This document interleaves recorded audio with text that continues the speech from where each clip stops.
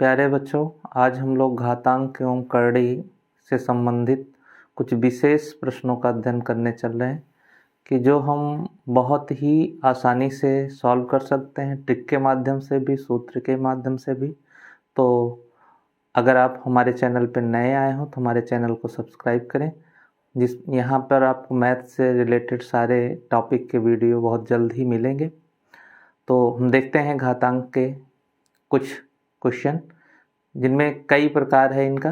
पहला प्रकार देखते हैं कि अगर आपको रूट में इस तरीके से मिल जाए, रूट ए फिर रूट ए फिर रूट ए फिर रूट ए, इस तरीके से अनंत बार है ए ए ए, ये जो रिपीट हो रहा है अनंत बार, मतलब इनफाइनाइट तक है, तो इसका जो आंसर होगा वो केवल वही हम संख्या लिख देते हैं जो भी है।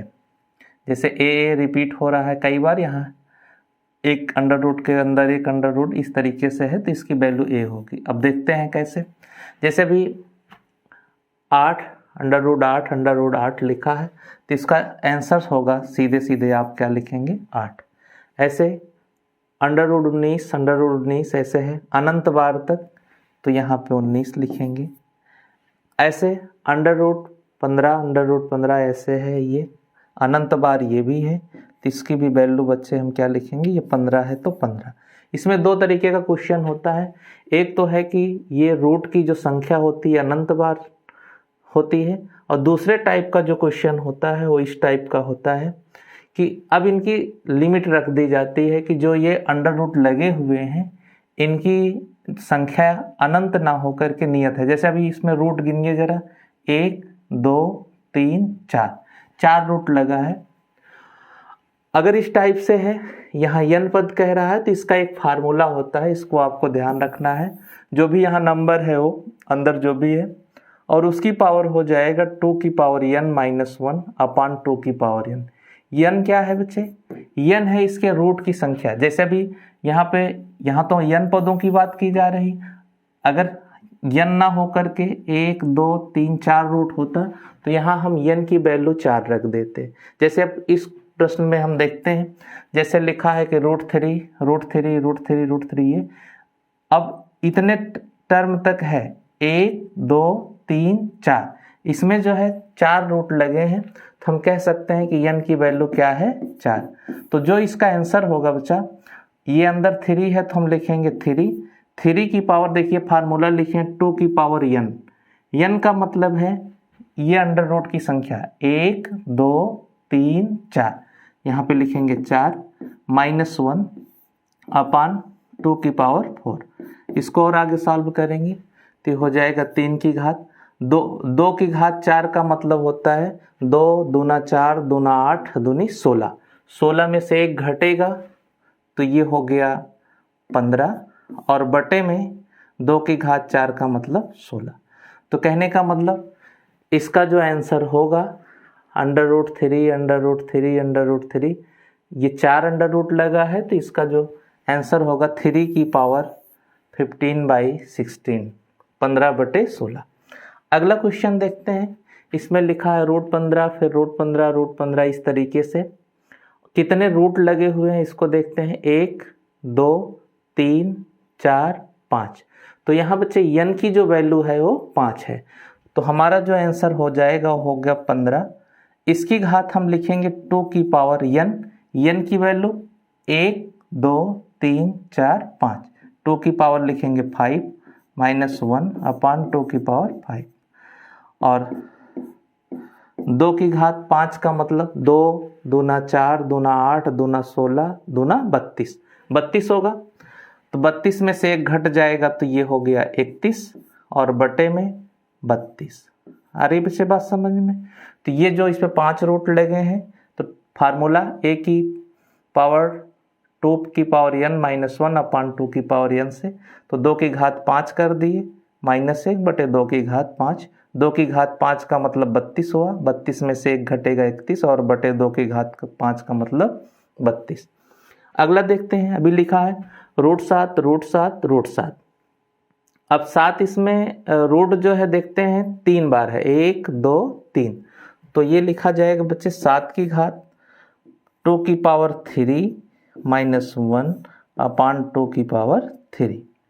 इसको क्या लिखेंगे, 2 का 3 बार मल्टीप्लाई, 2 दूना 4 दूना 8, 2 की घात 3 का मतलब 8, 8 में से 1 घटेगा तो हो जाएगा 7 और बटे में 8, तो ये हो गया 7 की घात 7 बटे 8। तो ये दो टाइप का प्रश्न मिला। एक तो है कि ये संख्याएं एक ही संख्या रिपीट हो रही है, अनंत बार आ रहा है तो वही संख्या, अभी यही कह देता यहाँ पे कि अनंत बार या इनफाइनाइट तक है तो इसका आंसर 3 हो जाता, ये भी अनंत बार होता तो 15 हो जाता, ये भी डॉट डॉट करके इनफाइनाइट लिखा होता तो 7 हो जाता। लेकिन अगर ये इस तरीके से लिखा है कि इस पर रूट की संख्या सीमित कर दी जा रही है, तो जितने भी रूट हैं, रूट की संख्या लगी है उसको हम n मानेंगे और फार्मूला होगा जो भी संख्या होगी उसकी पावर में 2 की पावर n -1 अपान 2 की पावर n। तो ये दो टाइप के क्वेश्चन हुए। अगला हम देखते हैं इसमें जोड़ पे आधारित प्रश्न। जैसे हमको प्रश्न इस तरीके से मिल जाता है कि √a plus √a plus √a plus ये डॉट डॉट अनंत तक, ये भी है इनफाइनाइट तक। तो इस तरीके का कोई भी क्वेश्चन हो, इसमें दो तरीके के क्वेश्चन बनते हैं। तो पहले टाइप का कोई भी क्वेश्चन इससे हम सॉल्व कर सकते हैं कि जैसे लिखा है, इसका जो फार्मूला होता है इसको आप ध्यान से देख लें। इसका फार्मूला होता है √4a + 1 और यहाँ पे +1, केवल रूट ये इतने पे लगा है, +1 ये अलग से है अपान 2, ठीक। और यहीं अगर सब में माइनस होता तो उसके लिए यहाँ पे माइनस हो जाता है, ये सारा कुछ फार्मूला वही, यहाँ पे माइनस। अब देखते हैं इनमें, तो ये लिखा है √5 ये, तो इसको बच्चे हम लिखेंगे, देखिए यहाँ पे 5 है तो जो फार्मूला अभी हमको बताया गया हम लिखेंगे 4, a के प्लेस पे है 5 +1 अपान, ये पूरे के अपान में, यहाँ +1 इधर अपान में 2, तो ये हो जाएगा 4 पंचे 20 21 √21 + 1 अपान 2, ये हमारा आंसर होगा। √21 + 1 अपान 2 या 1 + √21 अपान 2, कुछ भी हो सकता है। तो ऐसे अगला देखते हैं, यहाँ भी आप इस फार्मूले पे रख देंगे इसको, 4 है तो यानी इसमें 4 का गुणा 11 चौक 44 + 1 ये फार्मूले का, प्लस ये 1 अपान 2 पूरे के अपान में 2, तो ये हो जाएगा भाई 44 1 45 और +1 अपान 2।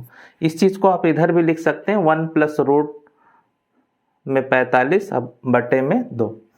ऐसे इस तरीके से देखिए, ये 14 लिखा है तो हम लिखेंगे 14 का 4 में गुणा, 14 चौका 56, तो ये हो गया √56 और 1 जोड़ दिए तो 57, यहाँ जगह कम है हम लिख दे रहे हैं 14 चौका 56 1 57 + 1 बटे में 2। आंसर आपका ऐसा भी हो सकता है 1 + √57 बटे में 2। तो ये रहा फार्मूले पे आधारित। एक इसमें एक टाइप और बनता है कि जो ये 5 है यहीं पे क्रमागत संख्याओं का गुणनफल होता है, दो क्रमागत संख्याओं का गुणनफल होता है। देखते हैं कैसे, जैसे भी देखिए 12 लिखा है, √12 + √12 + √12 एंड सो ऑन अनंत तक है। तो 12 को देखिए, हम 12 को अगर तोड़ें तो हम इसको 3 × 4 लिख सकते हैं, 3 चौक 12, देखिए क्रमागत है, क्रम से आ रहा, 3 के बाद 4।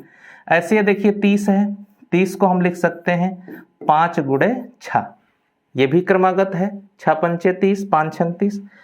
अब जैसे ये भी देखिए 56 लिखा है तो इसको हम 7 × 8 लिख सकते हैं, 7 8 56। तो अगर रूट में प्लस है और वो क्रमागत संख्याओं का गुणनफल है, ये क्रमागत संख्याओं का जो गुणनफल हो रहा है, तो इसमें आपको कुछ नहीं समझना है। अगर आपको प्लस दिख जाए तो इसमें 2 गुणनखंड बनेंगे, प्लस वाले में और 2 क्रमागत जो भी संख्याओं का गुणनफल हो रहा है, इसमें प्लस वाले में प्लस यानी बड़ा वाला लेंगे और यहीं पे अगर माइनस हो जाए सब में तो ये माइनस वाला लेंगे, ठीक भाई। तो इसका देखिए 12 का गुणनखंड हुआ 3 × 4 ये वाला, इसमें प्लस प्लस वाला क्वेश्चन है तो इसमें बड़ा वाला लेंगे, यानी इसका आंसर क्या होगा, 4 होगा। ऐसे इसमें देखिए 30 है तो इसको हम 5 गुणे 6 लिखे हैं बच्चा, तो 5 गुणे 6 लिखे हैं तो इसमें बड़ा वाला जो गुणनखंड है वो क्या है, 6। प्लस के केस में बड़ा वाला और माइनस के केस में छोटा वाला, तो ये यहाँ प्लस है तो आंसर इसका हो जाएगा +6। ऐसे 7 गुणे 8 है, यहाँ प्लस प्लस है सब में, तो जो इसका आंसर होगा 7 8 56, जो बड़ा वाला गुणनखंड होगा, यानी 2 क्रमागत तो है ही, जो बड़ा वाला है 8, ये आंसर होगा। ठीक, बाकी आप इसको सॉल्व करना चाहें तो जब भी फार्मूला बताए हैं कि √4a +1/2 इसमें रखेंगे तो ये भी क्वेश्चन सॉल्व हो जाएगा। रख के भी चाहे देख सकते हैं कि 12 चौक a की वैल्यू 12, 12 चौक 48, 48 एक 49, 49 का वर्गमूल होगा बच्चे 7, और 7 में 1 जोड़ दिए तो 8, 8 में 2 से भाग करेंगे तो 4 आ जाएगा। तो आप फार्मूले से भी लगा सकते हैं, लेकिन अगर वो क्रमागत दिखे तो आपको फार्मूले पे रखने की ज़रूरत नहीं है, सीधे आप उसका 2 क्रमागत संख्याओं का जो गुणनफल है उसमें बड़ा वाला जो गुणनखंड होगा वही आंसर होगा। अगला टाइप देखते हैं माइनस वाला।